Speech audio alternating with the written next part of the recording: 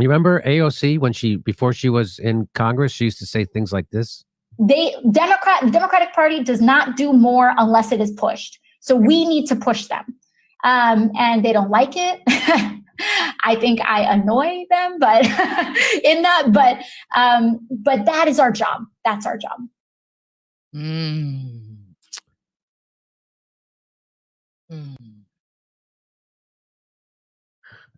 She voted to expand NATO, voted to fund the Iron Dome, voted for the CARES Act, voted for $40 billion to Ukraine, deferred to caucus leadership on a coup, voted to give cops more money, wouldn't fight for Medicare for all in a pandemic because 15-hour was more doable, and didn't fight for that either. Just to let you know.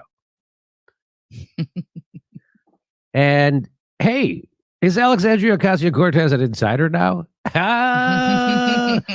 Yes, and this is the proof. Here's the proof. So someone asked her about, because what the right wing just did, you all saw, Matt Gaetz and a handful of right wingers extracted amazing concessions for their vote for speaker. That's what they were supposed to do 2 years ago for forced to vote, and they didn't. I mean, meaning her and the squad. They could have done the exact same thing. They could have gotten all kinds of concessions because Nancy Pelosi couldn't become speaker without their vote. So somebody asks her on a live stream, hey, why didn't you do the same thing that they did 2 years ago? Oh boy. You ready? Here we go. And it really goes to show how much you need of a coalition in order to really forcefully negotiate for these things. So when people say, why don't we do this?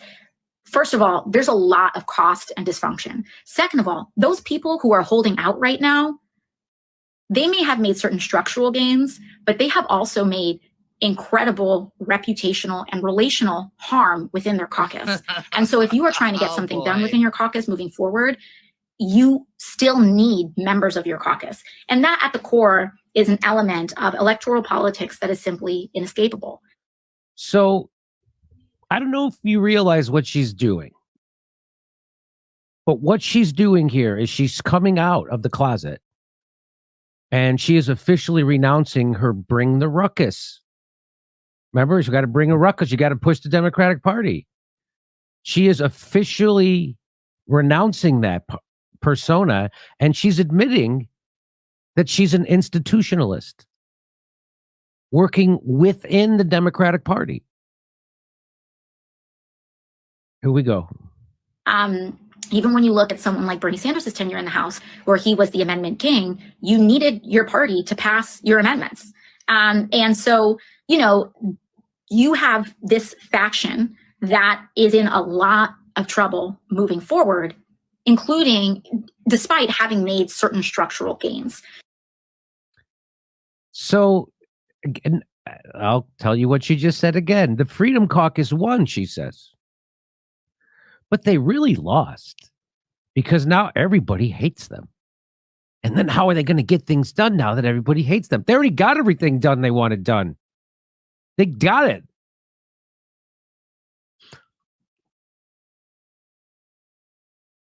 And now those people who did that, who withheld their vote for McCarthy from speaker and got those concessions, now they have an even stronger hand in negotiating moving forward, now that they've demonstrated that they will vote together as a bloc and hold firm until they get what they want.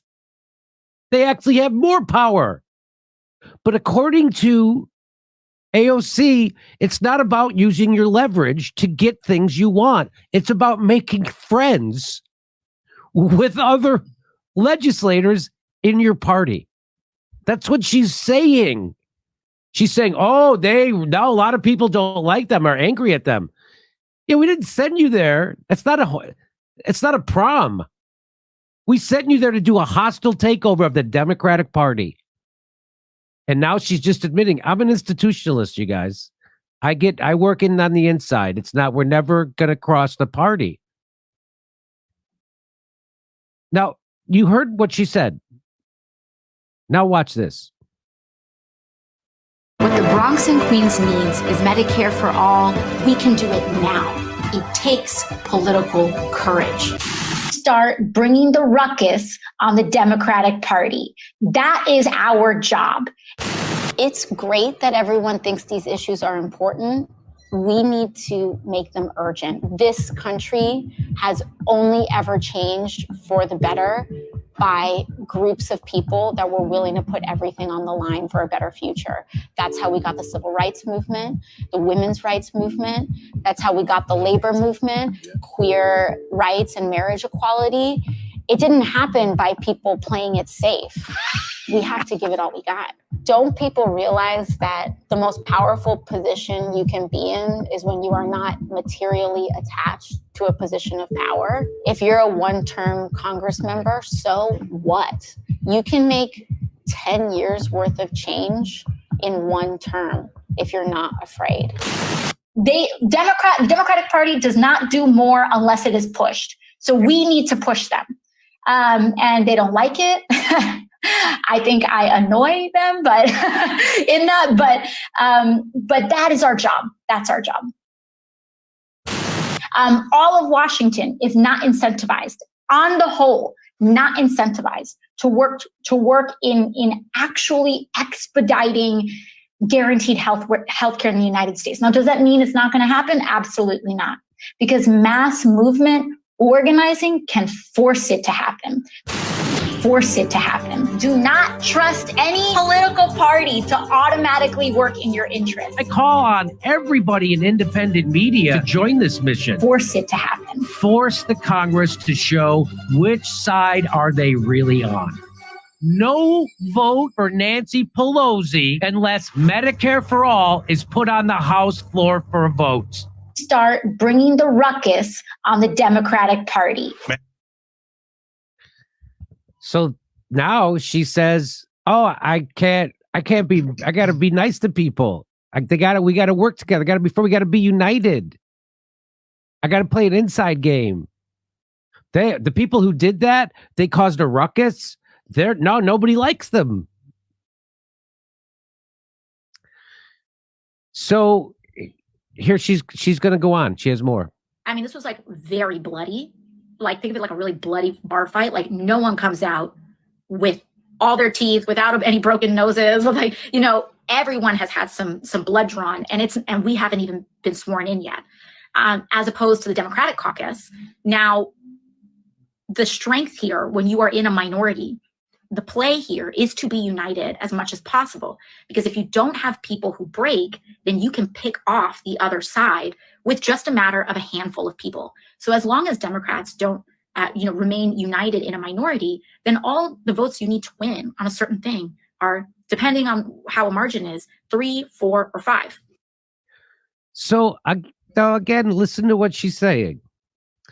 So when you're in the majority, like they were for the last 2 years, that's when you don't need to hang together as a party. When in the past 2 years did the squad ever break with the Democratic Party? Or do you have to do whatever the party tells you, whether you're in the minority or in the majority? So when you're in the minority, that's when you have to vote together. What about when you're in the majority? That's when you have to vote together, because that's what they did. They voted together the whole time. When are you ever allowed to break and go against your party? So according to AOC, the way to achieve progressive objectives in the next 2 years, what she just said, so now that the Democrats are in the minority, they just need to pick off a few Republicans and then they can pass legislation that they like. I'm not kidding. That's what she's saying. So the way to achieve progressive objectives in the next 2 years is by getting Republicans to vote for them. That's her big idea. That's what she's saying. Which progressive goals are going to get support from the entire Democratic caucus and also a half a dozen Republicans? What progressive idea? What? Everybody in the Democratic Party plus about a half a dozen Republicans. What idea is that? Nothing. There's no idea except funding Ukraine. Not funding America. She goes on. And people say Lauren Boebert has more spine than you. Lauren Boebert won her race by 500 votes. Lauren Boebert took a Trump plus 9 district and nearly lost it to an up-and-coming Democrat as an incumbent member of Congress. Lauren Boebert is dramatically weakened. And the people of Colorado nearly sent her packing. If 500 people voted differently that day, this would not be happening right now. And so, Lauren Boebert is elected. 500 people didn't vote the other way. She then used her leverage to get concessions from the powerful. She did it. And she's saying, you better not do that because she might lose her seat next time. What happened to this? Don't people realize that the most powerful position you can be in is when you are not materially attached to a position of power? If you're a one-term Congress member, so what? You can make 10 years worth of change in one term if you're not afraid. Wait, let me play this again. And people say Lauren Boebert has more spine than you. Lauren Boebert won her race by 500 votes. Lauren Boebert took a Trump plus 9 district and nearly lost it to an up-and-coming Democrat as an incumbent member of Congress. Lauren Boebert is dramatically weakened. And the people of Colorado nearly sent her packing. If 500 people voted differently that day, this would not be happening right now. And so, if you're a Republican, if you're a hard-standing Republican, she almost cost you your majority. Wait, what? Don't people realize that the most powerful position you can be in is when you are not materially attached to a position of power? If you're a one-term Congress member, so what? You can make 10 years worth of change in one term. So that is what's called a 180. That's what's called a 180.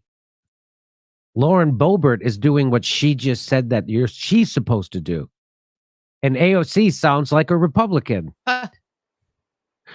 You can't go against your party. You have to fall in line. You can't just do what you want and extract concessions from the party. You have to go along with the party. You have to be friendly with these people because then you might lose your seat. I thought you didn't care about losing your seat. No, that's all she cares about. That's it. She just admitted it. Welcome to a special edition, exactly, of Straight Outta Politics or RBN Live Wednesdays. What's up, Kit? How you doing? I'm doing great. It is good to be back on RBN. First of all, seeing that AOC, she played a really good game. She knew how to hustle. She knew how to speak to people, how to pluck their heartstrings. I will say this: I will never underestimate her playing poker because, gosh darn it, she really pulled a fast one over all of us. And looking at all the breaking news that's happening was Kyle admitting that more or less Justice Democrats was created because he was triggered by Trump beating Hillary, and then DSA voting to be, and I know we're going to talk about later, DSA voting to remain a faction of the goddamn Democratic Party.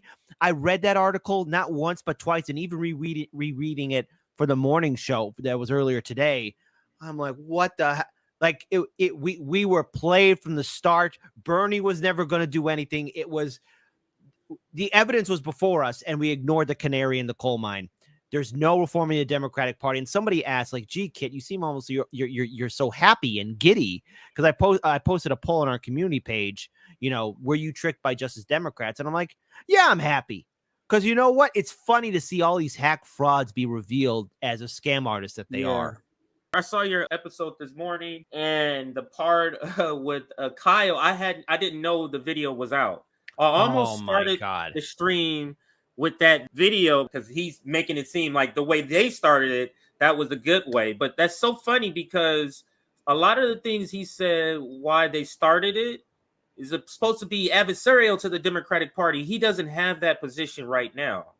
He doesn't have that right now. Go ahead. Well, okay, so here's what I remember, and maybe my brain cells have finally failed me, but what I remember when the Justice Democrats first came into existence, or the idea of it, it was to be adversarial to the Democratic establishment. It was supposed to go inwards and deal with the corporate establishment Democrats. That was its original conception. Not this, oh, we got to do something to beat Trump or have more progress so that we don't ever have a Trump again, or we could do this.